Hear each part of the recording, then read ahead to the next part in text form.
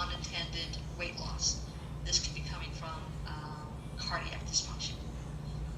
If their BMI, there's a paradox here in the BMI. This is very interesting. A BMI of 30 to 35 has a lower mortality than normal weight in patients with heart failure. But a BMI of 40 or more has a higher mortality than normal weight. So that's an interesting, there's a protective mechanism when someone has a BMI of 30 to 35 compared to someone with normal weight. So that's an interesting theory there, interesting study.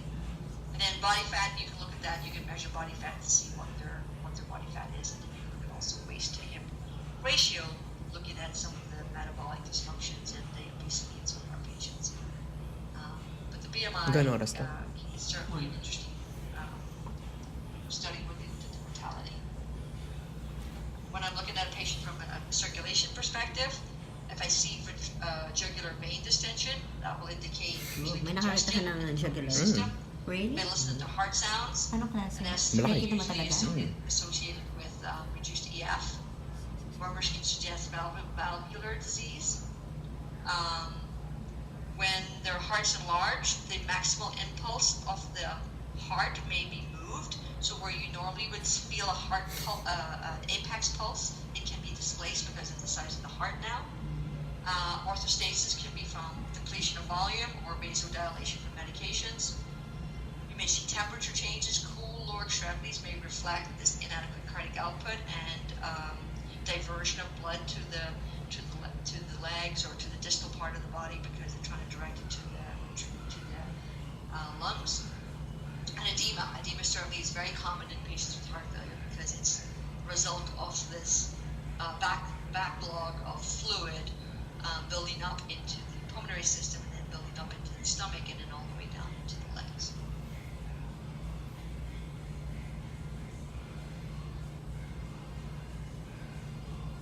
I just want to address a question that came in from Jill. I think it's a good question, and I don't want to go much further without addressing it because it is about the 6-minute walk test. And Jill is in a study where she's in a skilled nursing facility, and she sees a lot of her patients can't walk for 6 minutes. So is that still a valid test? Absolutely, it's a valid test. You need to run the test for 6 minutes. So you say to your patient, we're going to do a 6-minute walk test. You set up the test. And I didn't go into the details of how the test has been set up, but please know that there is a minimum distance that they have to build. The hallway has to be a minimum distance for the test to be valid. I think it's 150 feet, but don't quote me on that one. But please check it. Go research that if you need to. But your hallway needs to be a certain distance. So I put the patient in a chair. I say, okay, I'm going to start the clock. I want you to walk as far as you can and as fast as you can over the next 6 minutes. If you need to stop, stop. But I'm going to stop the clock at 6 minutes. So if they walk 50 feet, stop, and then they stay there for the next 4.5, 5 minutes, that's all they do. That's all they do. It's still valid. That answers your question, Jill. Pag nag-orthostasis ang pasyente, Gait speed, very important one. Gait speed during a 4-meter walk test is lower in patients with muscle wasting, seen from heart failure. And the step length is shorter in patients with heart failure for normal controls. So you can use some of your gait testing to mag-assess kung itong pasyente ito ay magpapasa sa'yo. These patients have heart failure. Not that you need to do that because you're probably already told that by the doctor.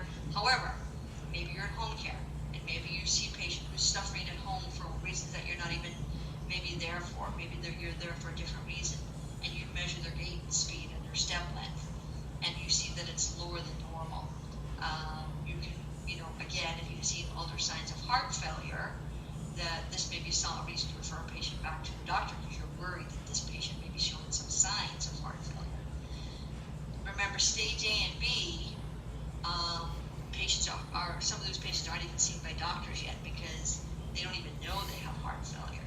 You might be the person that's picking this up for the first time. The integument changes I see, I'm not getting into wound care here because that again will be its own lecture, but what I want you to see here on the slide is that I see changes from the edema in the middle to the arterial changes on the left-hand side to the venous changes on the right-hand side. So So again, just being aware and looking for signs of arterial insufficiency, peripheral edema, and venous stasis, where you see the hemocysteine staining on the legs. These are all indications coming from heart failure. Mental function. Did you know that cognitive dysfunction is seen in anywhere from 30 to 80% of our patients with heart failure? Again, if you think about what's going on, they have oxygen perfusion problems. They're not getting enough oxygen, so it's going to affect their cognition. Their sleep, lack of sleep, is going to affect their cognition. A nice tool that can be done is the MoCA or even a mini-mental, but the mini-mental is less sensitive than the MoCA. If you're not familiar with the MoCA, typically done by OTs, can be done by other clinicians as well. The MoCA is a little bit more detailed than the mini-mental, and it really helps a little more on memory, attention, delayed recall, orientation. Binigay sa akin kasi nalito ako. Bakit? Figure out if maybe your patient Hindi ko ma-figure out. Nalito ako noong una.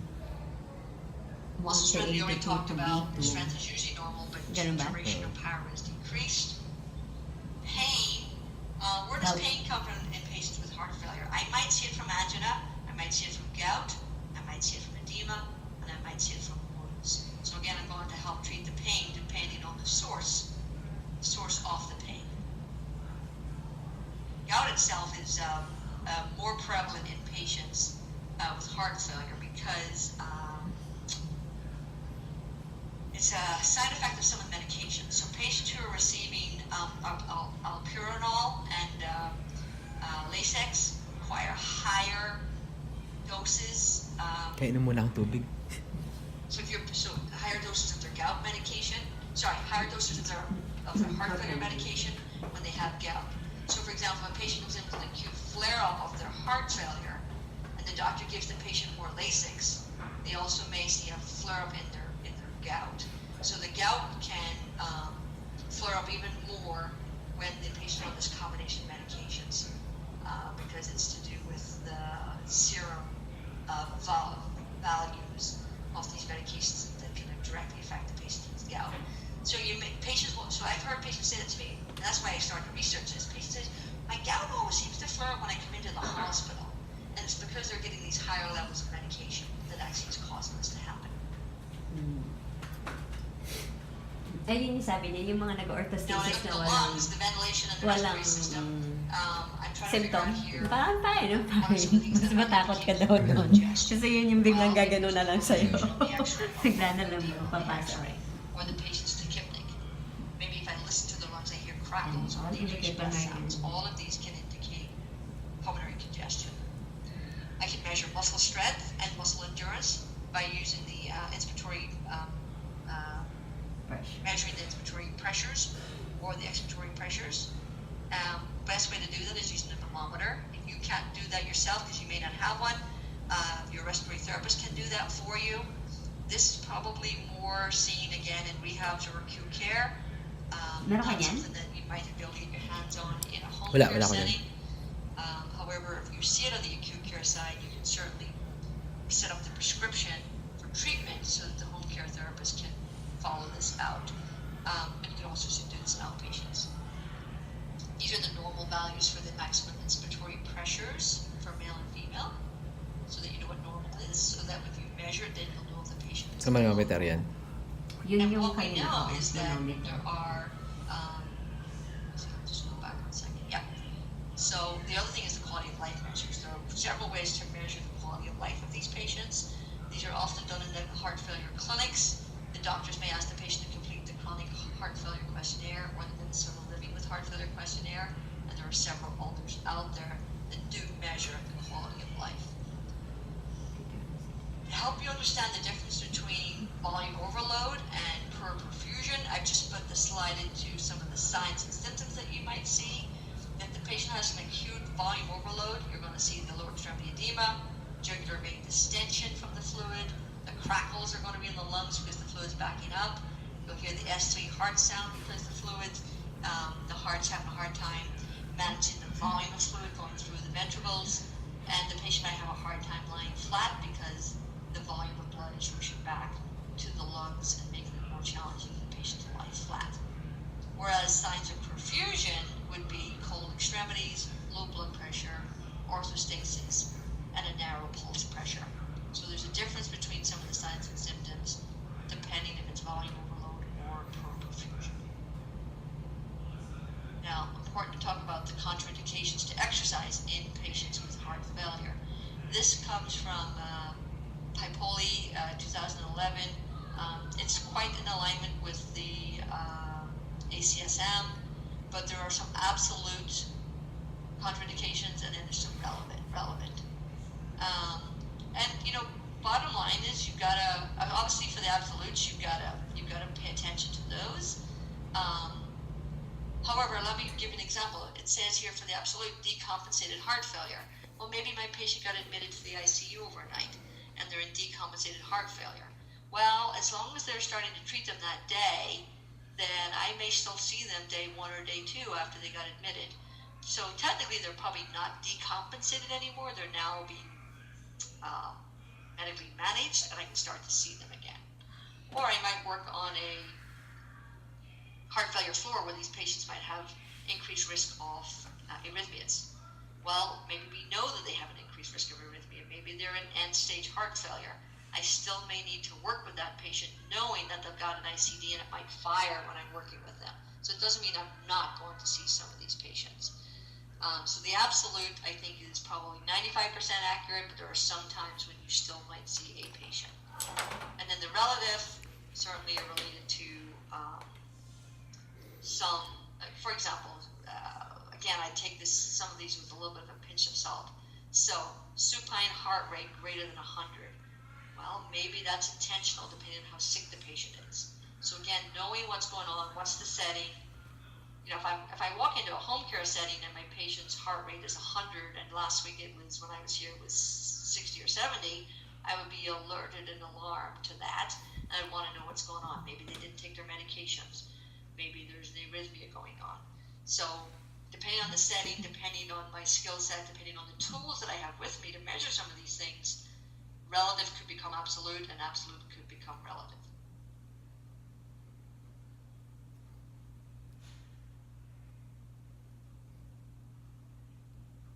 And Nancy's just asking, what is the third heart sound?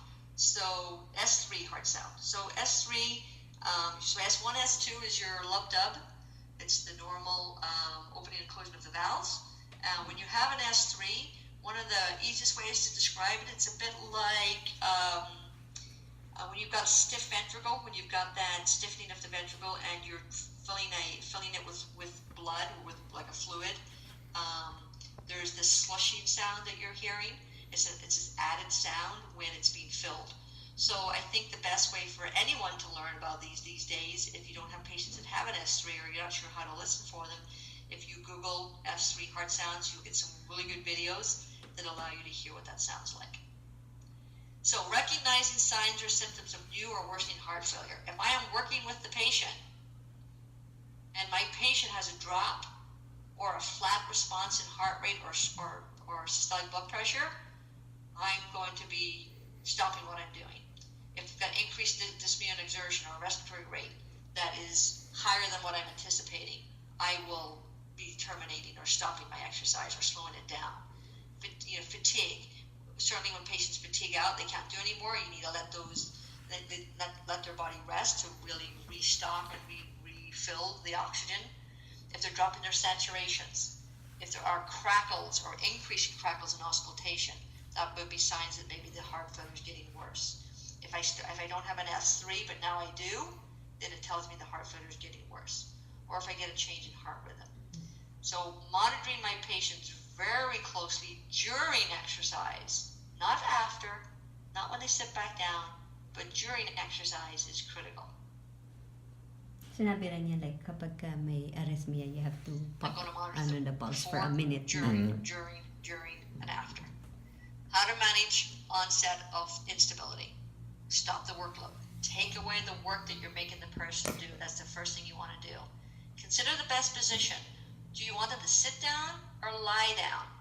If it's low perfusion, I might lie them down. If it's volume overload, probably just sit them down. If you lie them down, you're going to overload the heart even more. Okay, so think about things like that. If a patient doesn't like lying down, there's a reason for that. It's probably because of fluid overload. monitor, heart rate, blood pressure, respiratory rate, saturation. All of these pieces of data are telling you valuable information. And then communicate to the medical team. If you're in the hospital, let the doctors know if the patient became unstable while you were working with them, or at least record it in your notes for them to review it later. If you're if you're home, outpatient, you've got to make decisions based on your protocols of when you call for help. But again, patients with heart failure, they're going to drop their blood pressure. They're going to have a flat response. But at what point do you think it's too low, or how do you give them enough exercise to get it right, so that you're not causing them to go into more heart failure? Again, my exercise physiology lab does talk more about that in the details. Polling question number 4. Let's take a look at that. So the minimal clinical important difference in the 6-minute walk test is how many meters or feet. This would be something you would strive to try to help improve your patient's distance, and if you did so, you would have had a clinical important difference in their performance.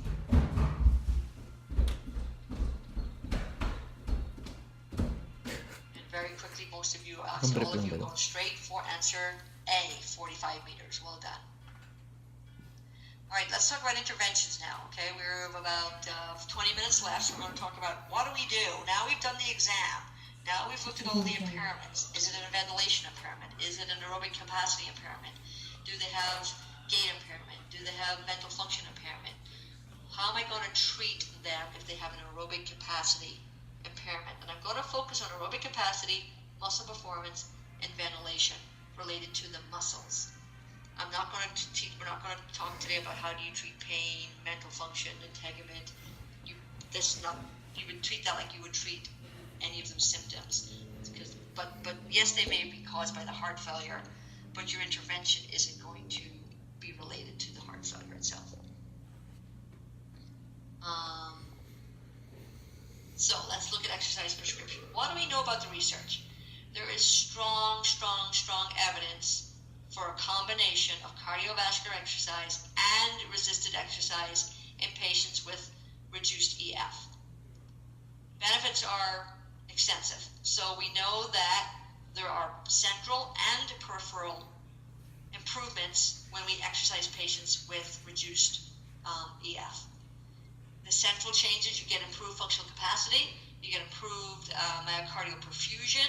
So if you're getting better oxygen supply, you're going to get better cardiac output and better performance. You have a decrease in the peak heart rate at submax, and you're able to improve the patient's anaerobic threshold. From a peripheral standpoint, exercise is being shown to decrease the amount of lactate that's produced. It decreases that sympathetic drive. It improves the endothelial function, and we saw that in the video about the importance of the endothelial. And then it improves oxygen extraction, so you're more efficient with your oxygen extraction, and you can improve the blood flow. So there's some really good reasons to why exercise is very helpful at central and peripheral benefit to the patient. So the bottom line is, with patients with heart failure, with reduced EF, start the aerobic training. Start with aerobic. Usually walking or indoor biking is the safest. When I say indoor biking versus outdoor biking, you can't control for some of the outdoor environments, whereas the indoor biking you can. Walking certainly can be helpful indoor or outdoor, because you can maybe have use a pedometer or use an ORP or DOE as their pacing. Progress to most days of the week. The intensity, it will depend on the stage of heart failure and the patient's symptoms, and I'll go over that a little bit more. But the goal is to have them do aerobic capacity training 30 to 60 minutes most days of the week. Interval training is helpful. So that's here for your patients who fatigue quickly and can only do so much. You're going to want them to do the more frequently, so that they're building up to 30 to 60 I have a minutes favor. So they might do 4 or 5, and then another 4 or 5, and then maybe 2 or 3, and another 4 or 5, and they add it up as they're able to. Add in resistance training, upper and lower. The research says frequency can anywhere be from 1 to 3 times a week. So 1 was shown to be effective, 3 was shown to be effective.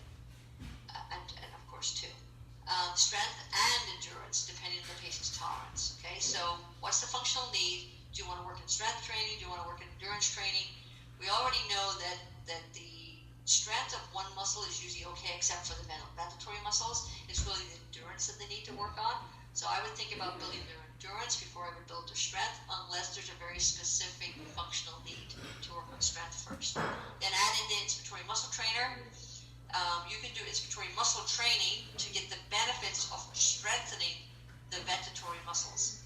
And the prescription for that is 30% of the max inspiratory pressure for 30 minutes most days of the week for at least 4 weeks. The studies that I read, if you did less than 4 weeks, it's not effective. You can do it for at least 4 weeks. And you take 30% of their max inspiratory pressure that you would have gotten from the thermometer, for those of you who have access to that. So let's look at some of the studies that have supported this. One of the biggest studies that came out was the ACTION study, Heart Failure ACTION study. It had over 82 centers from the US, Canada, and France. There were over 2,300 patients with New York Heart Association classes 2 to 4. And there were 2 groups for exercise group and a usual care group that didn't exercise. So the follow-up was for over 4 years, and the outcomes were great. So the patients who were supervised exercise was safe, modest reduction in incidence of all-cause mortality, improvement in exercise capacity, greater improvement in their scores, Parang kainin niyo and yung modest kanin, di ba may improvement in stand their pa? Meron ako dito patient-reported outcomes. Lipton na What did they have them do? Aerobic exercise supervised, 36 sessions, 3 times a week. I've given you the mode. I've given you the duration that was Love, yung increased manometer from ba? It's the same as 6 the sessions. incentive And study. then between 18 and 36 sessions, they would transition from the supervised to a home program. The home program was 5 times a week for 40 minutes at a 60 to 70% heart rate reserve. So that's the prescription they did, and the outcomes were very good. So exercise is being shown to be safe and helpful in patients with reduced EF. When you give them a resisted training program, here's what was studied and here's what was recommended. The combination of resisted, either alone or in combination with aerobic, showed that it improved the EF, it improved the 6-minute walk test, and it improved the quality of life. The intensity was 50 to 75% 1 RM or 40 to 70% heart rate max. 2 sets of 8 to 15 reps, 5 or 6 large muscle groups, upper and lower body, and the duration of the session was anywhere between 20 and 75 minutes for 8 to 24 weeks. Frequency 1 to 3 times a week. So that's how the patients showed up, either 1 to 3 times a week, and they all showed improvement.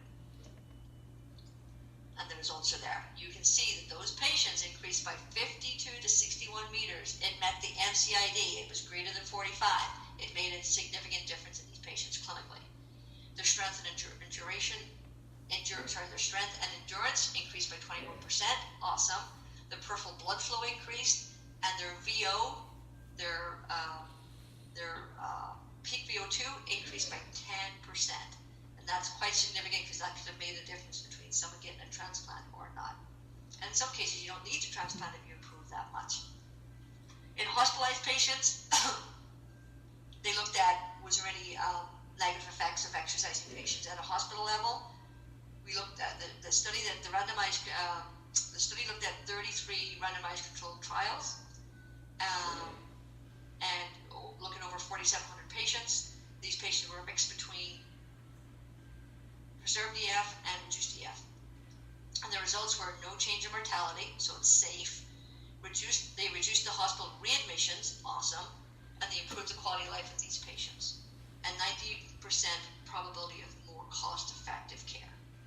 So good reasons to be seeing your patients, getting them started on an exercise program and having them continue that exercise program across the spectrum of care. What is the frequency and intensity of these resisted programs or cardiovascular programs?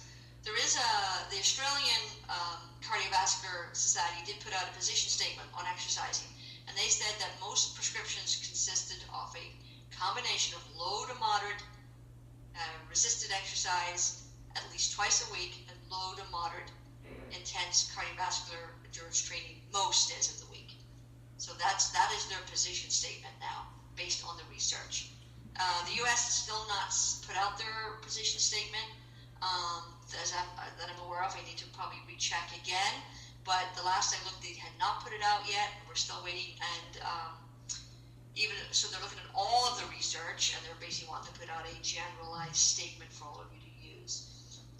We're waiting. The cardiovascular pulmonary section of the APTA is also working on this American position statement, so it'll be good to see that once it comes out.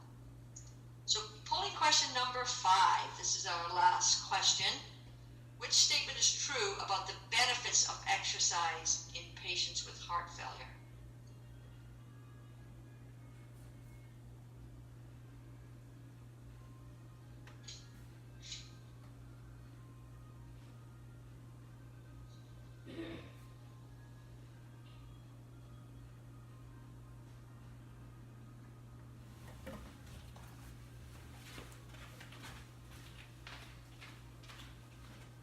So the answer to that question is C. It reduces hospitalization, decreases mortality, and improves the quality of life.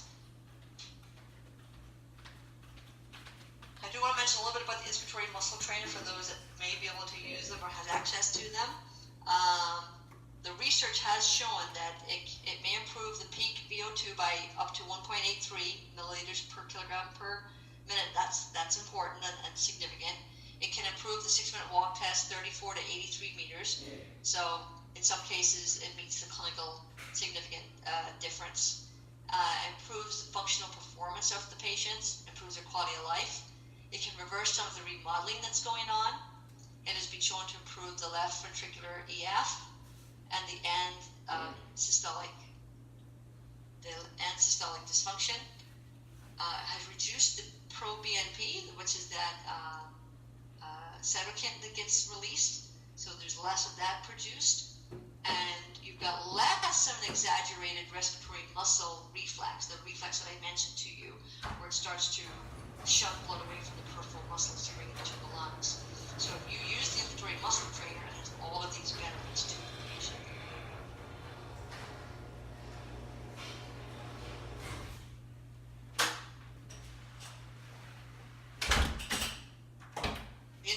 For starting an IMP, so the inspiratory muscle trainer, it's recommended you would use it in patients who have dyspnea at rest. If their inspiratory muscle weakness is less than 70% predicted, if their peak VO2 is less than 18, and if they have pulmonary hypertension. These are all good indications to start using an IMT. Contraindications, important to list as well, of course.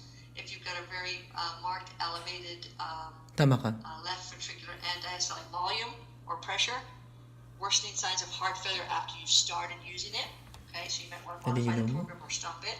If you're desaturating during the treatment, you can also consider giving supplemental oxygen. We have done that in the past.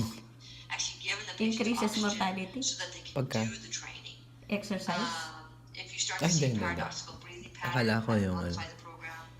Worsening measures of ventricular muscle performance, you might want to modify it. Akala mo ano? And when I say modify, Akala ko you yung probably pushing the reduce exercise. The intensity of the Hindi, ano yung benefits ng exercise daw? resistance on the Mali ang on the trainer analyze ko. itself. So some of the reasons to modify or seek medical Ay, guidance. wala ka na, baby. So the training Wala na program po. usually starts off 5 to 7 days a week for 4 to 12 weeks. The intensity Pancake, is 30% Jen. Pancake, baby, may maximum pancake pa. inspiratory pressure, and the patient should do this for about 30 minutes. Now you're not having to just do it for 30 minutes non-stop. You want to have them take a breath in, use the machine, maybe have them do it 2 to 3 times, take a break. 2 to 3 times, take a break, up to 30 minutes. The greatest gain in the MIP and dyspnea after 4 weeks is training. So basically what we saw was if you do it for less than 4 weeks, you're not getting the benefits. When you do it between 4 and 12 weeks, you are seeing the benefits. So bottom line, and I see there's some questions coming in, but I'm going to finish the last couple of slides and then I will take How about what? questions from the time that we've got left.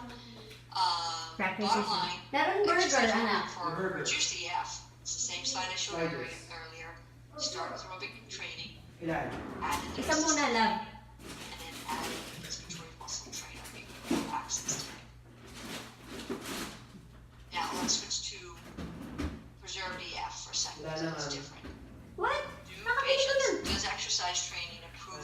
tons of patients with Ay, preserved yan. EF.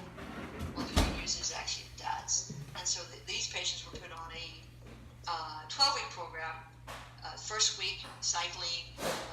Second week, they increased the frequency and the intensity. And then the 5 to 12 weeks, they also introduced resistance training. The results were good. The VO2 peak improved by 3.3 liters per minute. That was a really good increase. It improved self-reporting physical functioning, improved their functional class score, and no serious adverse events. I'm truly hoping that cardiac rehab will start to adopt and bring in patients that who do have preserved EF. More and more studies are being done in this population, so I'm hoping that the governing bodies will start to approve that preserved EF as well. Here's another study as well. Is that the same study or different? No, I think my slide is in there twice for some reason. Sorry about that. And so there you go. So that's the benefits of preserved EF. So well done. You've made it over the line, hopefully with me. Some of you still upright, some of you falling over. But I hope you understood most of that and got a lot out of that. And so before I go to the questions, I do want to just let you know I have my references here for you to look at. And if you do need to reach me for any reason because you have questions, you can reach me at jblehoodpartners.org. I do ask that in the subject line you just put in Allied Health, so it gives me an indicator that you're calling that's related to the lecture. And let me just take a look at some questions. We have about 4 or 5 minutes left, so I will do that. So the first question that came in is from Nancy, and she says that in the home care setting, I find TheraBand resistance too hard on patients and prefer ICO weights. Is there evidence-based info on this issue? I can't tell you if there is evidence on it, but my clinical experience would say that obviously there are different levels of the TheraBand, and even within the different levels, you can adjust the tension within